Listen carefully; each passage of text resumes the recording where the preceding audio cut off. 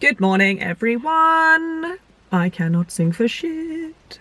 Hello and good morning. I hope you guys are having a splendid, I think it's Tuesday. I lose track of the days because that's where my life's currently at right now. As you can see, the camera skills have not developed since like 2 days ago. So we got a little bit of a cropped head and that's the situation. And I'm not gonna lie, I don't think it's gonna get much better, but I hope the content is more what's gonna keep you guys around, because I'm not. Anyway, so I think like one of the most important things actually is for you guys to see my journey, where I'm at now compared to like where I was, because I think that sort of gives a little bit of hope and stuff to show that things can get better. And again, as sort of going, not again because I haven't said it yet. And this sort of also ties in with, I guess, like the physical association to what anorexia is classified as or defined as, shall we say. And I think it's important to show that you can get better, and where you are at now, and if you're feeling a little bit hopeless or feeling like it's never going to change. I mean, I don't want to say I can promise it, because every case is so different and we all experience different things and deal with things in different ways. But I hope this can give some hope to something at least, and show you that yes, your mind is a very powerful place and a powerful thing, but you are like 10 times more powerful, and just keep going and you can do it. Like, we're gonna do it and we're gonna do it together and we can help. I'm just praying that this can do some good and bring some good to the world, and help people. Oh, that's a really good start. Again, as I've said, just ignore the 80s playlist as we do. Just turn that down. Ignore the sounds of the car because that's what I do. Let's hit a bin. Very good. Off to a great start. First port of call is, might as well start as soon as we wake up. So, coffee. Let's go on and talk about coffee and liquid calories, because that is something that I feel like comes up a lot in recovery and in sort of like fears for people who are suffering from anorexia, more specifically. Obviously not every case, everyone's different like I've said, but we're gonna go with what I was going through. Now, do not get me wrong, and this is another thing, if there are things that you enjoyed before and that they are still, I guess, considered those low calorie foods or whatever in just normal everyday life, like if you generally enjoyed them before, there is nothing wrong with that. And I think sometimes it can be really frustrating how everyone sort of associates those things that you did before to your eating disorder, and that can be quite a difficult thing in regards to like family and people understand. If you haven't experienced an eating disorder, then you're not necessarily going to be able to relate as much. But this is why it's so important that we get better education out there for eating disorders, so that family members, loved ones, things like that can better understand what we're going through. But yeah, tangent as we do, another story. Coffee for me, like I love just a standard black coffee. Give me an Americano, I can't even speak. Give me an Americano any day, and not necessarily any day because sometimes I don't want it. I've always enjoyed that. Things that really stress me out and that I could never really do. Two things actually, and this sort of relates to another point. One being milk, so like lattes, absolutely out of the question. Any like added sugars and things like that, taking that out. I remember as a kid, like I used to just, even on cereal, I'd just whack on the sugar.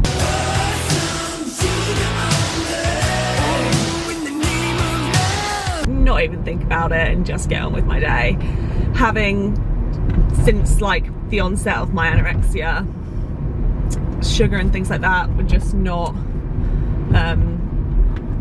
acceptable at all in my diet, shall we say. Yeah, so like you'd had all these like amazing like cool little concoctions on the board, like toffee, caramel, I mean that's not very wild, but you know what I mean, like loads of these different things that people were just like, oh, I want to try that, hot chocolates, things like that, those beveraginos.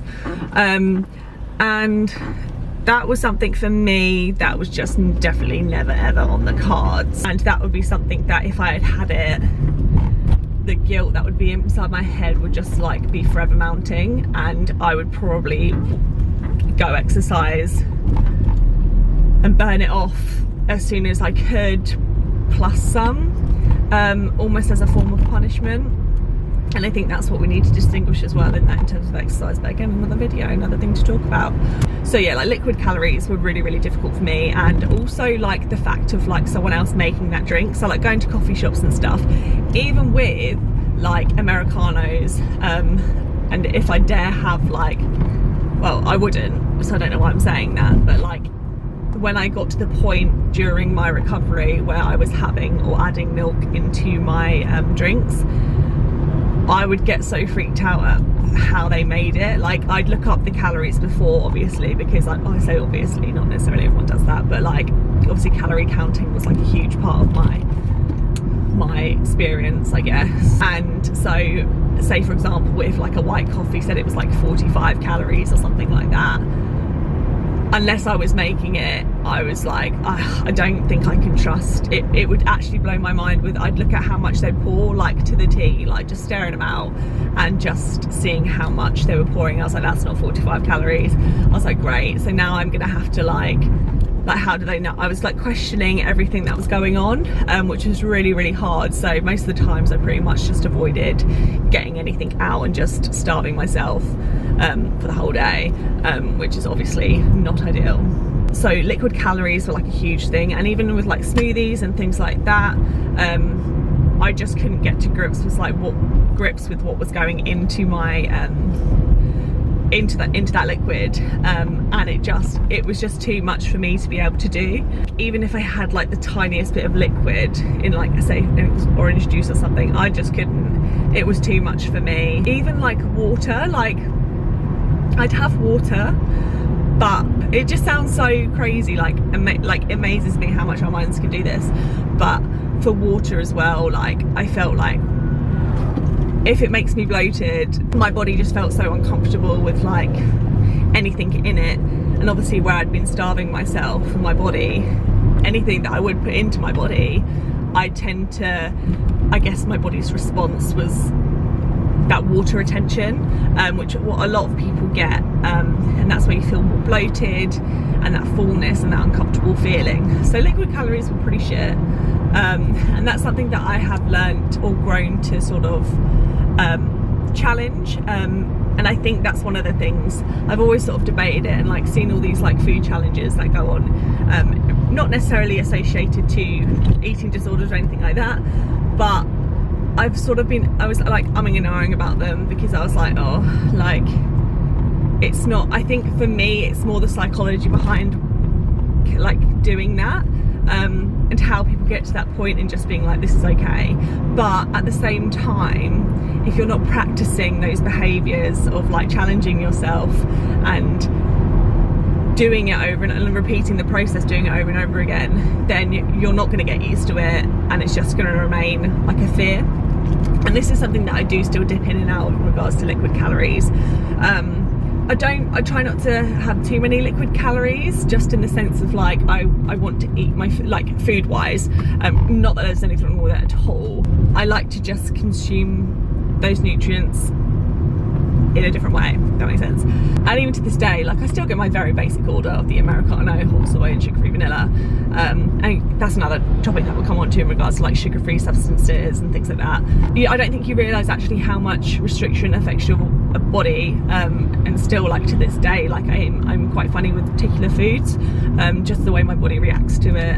It doesn't necessarily like stuff, and I suffer really badly from IBS, and I mean, I'm pretty confident that that has developed from my eating disorder, and that's something again we can talk about in another video. That really affects me quite a lot in terms of what I'm eating, and so there are foods that I tend to avoid just based on the fact that I don't want to be feeling like I'm going to shit myself like 24 hours of the day, and my stomach doesn't feel like it's gonna explode in pain.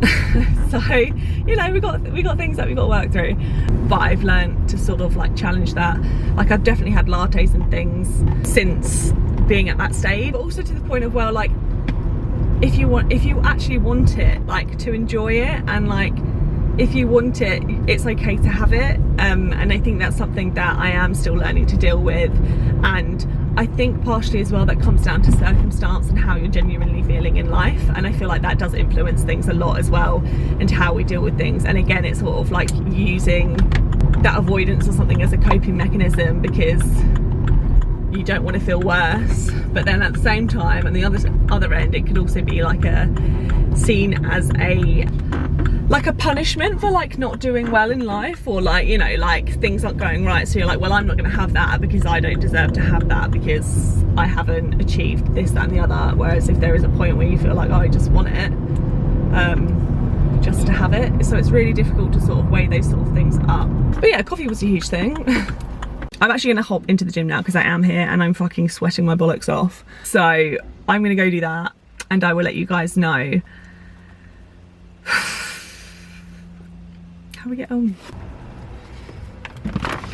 Oh, bloody hell. There's like a sun trap in here, it's disgusting. So just finished at the gym. So you would recognise this whole situation from another video that I did I don't know if it's going to be before or after this, I haven't decided yet. Basically, well, it seemed quite fitting that after the gym that I discussed this, because this is my whole sort of like area of what I want to look into and the effects that this has had on my journey and potentially on other people's.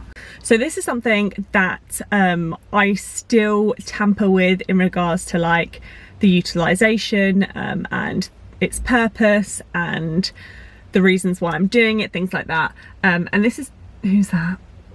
I'm in the car park, so like there's many people. Maybe I'll just discuss as I drive because I don't think I'm at that peak confidence where like I have the audacity to even do this. Camera off. Yeah, so this was like an area, well, this is what my whole thing's about, is that in my personal recovery and in my treatment for my anorexia, this was something that was never addressed. And I think, to be honest, still till this day, I'm obviously still trying to figure it out. And don't get me wrong, it's a lot better. And my ability to recognize when I'm doing it for the right reasons and when I'm not, is a lot better. I still have days where obviously it's not gonna go to plan, and I think that's something as well that needs to be recognized in recovery too, and sort of like appreciated a bit more, is that not every day, I've said this before in another video too about it not being like a linear thing against time. You're not every day, it doesn't necessarily mean you're gonna have bad days along the way, and you may feel like you're regressing, but you're not. It's just accepting that that's a bad day and what you can do about it, and not just allowing it to sort of manifest into more days, and being able to recognize those behaviors and what's going on and what's making you feel crap and things like that. And by no means does that mean that you're failing because you're having a bad day. Everyone has bloody bad days, regardless as to whether you have an eating disorder or not. Yeah, that's just something that's, I don't think it's spoke about enough in it too, and it's super important and it's part of the journey. So like, don't beat yourself up about that. Anyway, off on another tangent. For me, I obviously, it's sort of like a blessing and a curse for me, and this is why it's so important to find the balance and like just be cautious. And this is something that obviously no doubt needs to be spoken about, and I feel like it really hasn't. And I feel like we see so much on social media these days about it, and we try and like maybe mimic what people are doing, and I think people feel like you're going to always get the same results, and like what people are doing, you don't know what people are doing behind the scenes, and it's really difficult to sort of distinguish a true or realistic like thing, I guess. Thing's the best word that I can think of right now. So yeah, like, I mean, I'm building up this tension. It's just like, oh, what could it be? I mean, probably a lot of you have figured this out by now, but hence coming from the gym. But this is to do with like exercise and its utilization and the practicality of it in recovery, and the education. Like for me in recovery, during my time in treatment personally, there was no education or training of specific medical staff who knew much about exercise in anorexia, or like whether it should be utilized in recovery. There was no education on it. I didn't get spoken about it. No one really touched upon it other than the basics of, are you doing physical activity? And I think the extent of it went to, just stop doing it. And obviously when you're speaking to someone with an eating disorder, I laugh, but it's not actually, I don't mean it in a horrible way, because it's actually really difficult to understand. There's a lady coming and it freaks me out. I don't know why I chose Sainsbury's car park to be like the thing, and she's the one next to me. That's brilliant. But this is why it's so alarming at like the rate at which this isn't spoken about and people don't know about it. Why does she have to go in there? Like, I think the most in-depth conversations that we had, yeah, it was pretty much like, yeah, don't do it.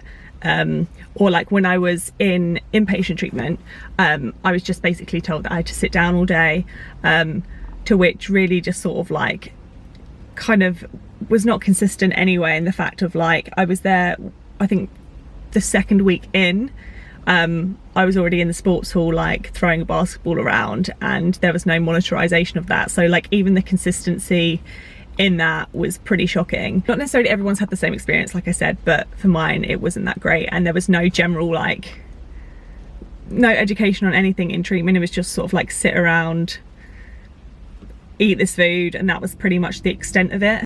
And whilst we know that the feeding concept and gaining weight is essential in this, especially for brain function and things like that, and I think that's when we start to manifest differently in terms of our thought process and that, and we'll get into that in a different video.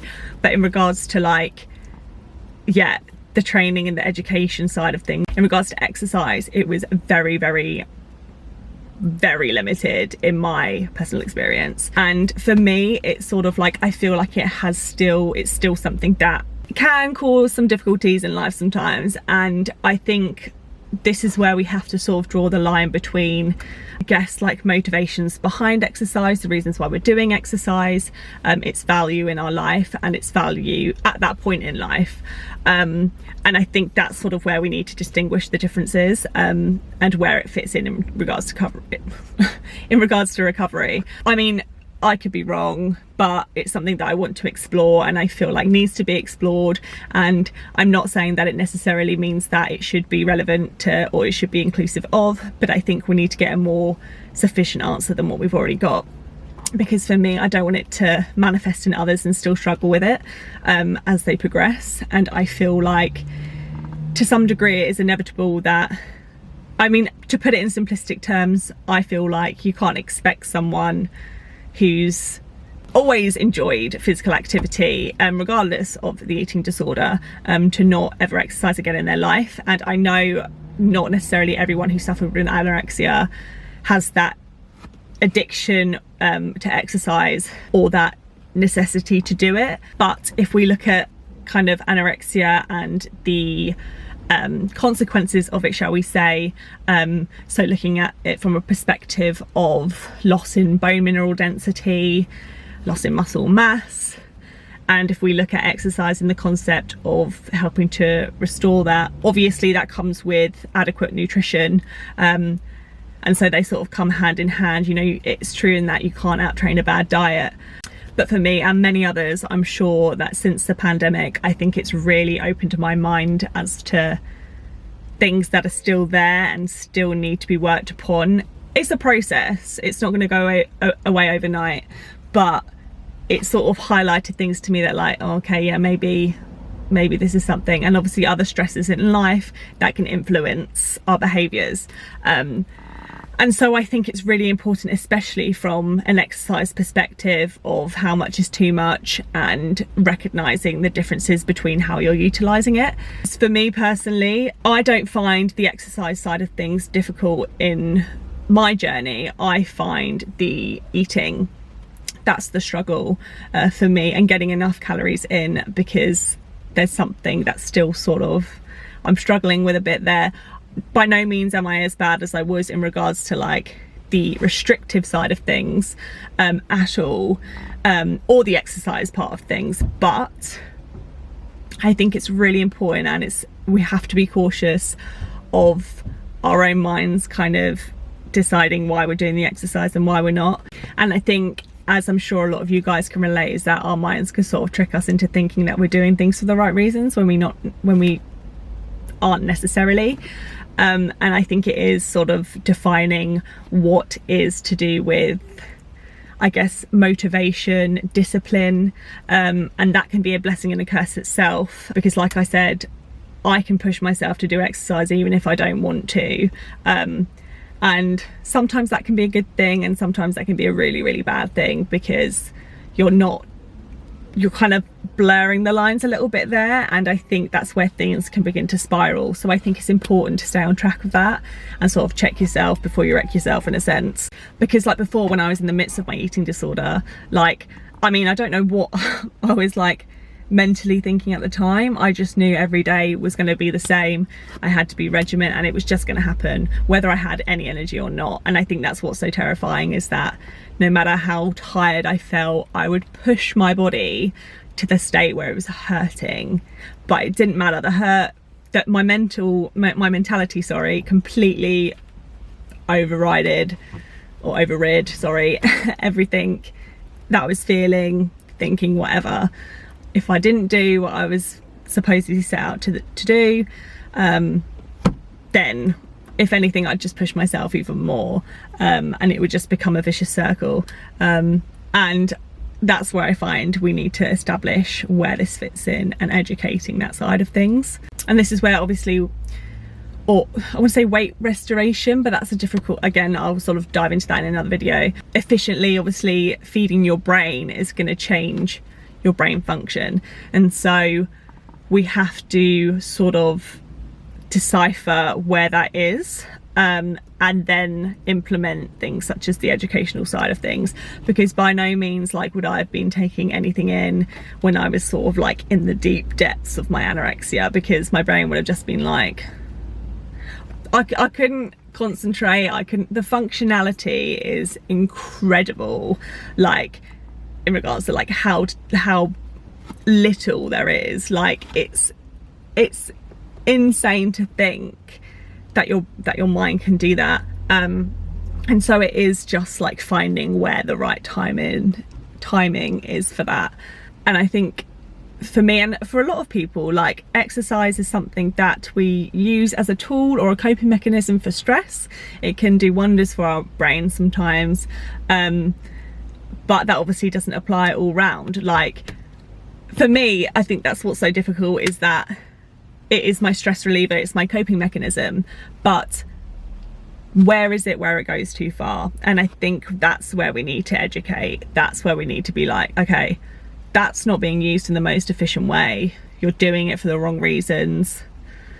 Let's stop this behavior before it gets progressively worse. And I think it's being able to not feed into that. And I think that's something that I've struggled with, and I think that's probably to do with the fact that I haven't had any guidance on this. This is sort of off my own doing, and this is the thing that I want to be sort of filtering into the educational system and treatment, and this is what it's all about. And I think it's just for me, I feel like it's a really important factor, because I feel like it doesn't give me that life balance that I want, and I'm sure for a lot of people it's exactly the same. And you want to be able to go and enjoy that, because there are things that I love about exercise, and I just want that enjoyment 80% of the time. Give me 80% of the time. And it's also just sticking to your own sort of personal journey, and that's why I say about social media and things like that, and about how influential that can be, and what people are doing in their own goals. And I think it's important to find aspects in people's performance and stay away from the physique side of things, because don't get me wrong, I'm all about a little selfie when you're feeling good about yourself. This is all about body positivity 100%, but I think it's what we draw from what we're seeing, I guess, and going more towards how it's going to help you mentally. And I think this is where the importance of being careful with the words that we use, and it's just getting the disheartened feeling of when you've, I guess, pictured what you want to look like or whatever, and not achieving that. But for me, that happens, I mean, one, because genetics, we're all built differently. We're not all gonna get the big shoulder pump, we're not all gonna get the booty pop. It's not gonna happen. But my thing is that I'm clearly, my body isn't, it's not eating enough to build that, I guess. That's where I struggle with. And that's not to say that I'm massively like in the place where I was before in regards to like restricting my calories and stuff, but I'm not going to get that specific picture that I've got in my head because I'm not doing that part of it. Do you know what I mean? So yeah, I mean, that's where I'm at. I'm just sort of waffled on a little bit there. I think I'm getting a bit delirious because this car is like a fucking sun trap and I'm literally sweating the fuck out of these seats. Did not need to swear them. But yeah, so for me, because normally, like, I mean, today I did a session, it was still like an hour. Not that that's any representation of effort or things like that. I was feeling super tired and I actually cut my session short. Now, normally I'd just carry on, like, even if I was doing crap, it would just not be an option to leave early, because that's the mindset that I was in. I was like, if you leave early, then you've got to go do something later because that's not good enough. And that is literally what the cycle was. Whereas now it's more like listening to my body. And even in times where I'm like, oh, do I stay? I'm not staying for the right reasons. So let's leave that environment and let's just get on with the day. And it's really hard to push through them times. And also I feel like it's explaining the transition period of that. And I think that's sort of what I try to want to like do as best as I can in these videos, is show that, like, my God, there is like, to get from A to B is not as simplistic as what it's made out sometimes, but making people aware of that, that's what's important, because people may be like, oh, I'm really struggling with this, I don't want to do it. And maybe we get demotivated because we see people being able to do that, but like, well, they can do that, so why can't I?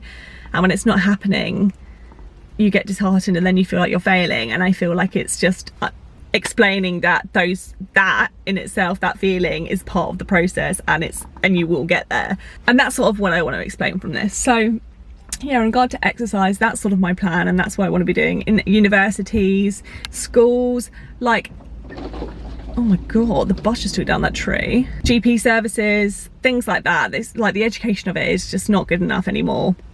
I mean, I say anymore, I mean, it doesn't seem like it's been that great. But yeah, that's just my aim. I'm gonna keep this video short and sweet. It's probably not even short and sweet, but that's sort of like the goal of what's going on. And I'm going to be going through some like challenges for myself on this, trying to make them a little bit more lighthearted, but also, again, like I said, give the realism to it. It's just all going to be realistic, to be honest, and see what we can do. There's a lady staring at me in her car, and we're just going to go with it from there. So I hope you do enjoy the content, and I hope this was somewhat entertaining. I'm sweating, look. But yeah, she's still looking, so that's really good. She needs to like not do that. I mean, I'm not gonna do anything, please don't cry. But yeah, I hope you enjoyed this video, and I will see you in the next one.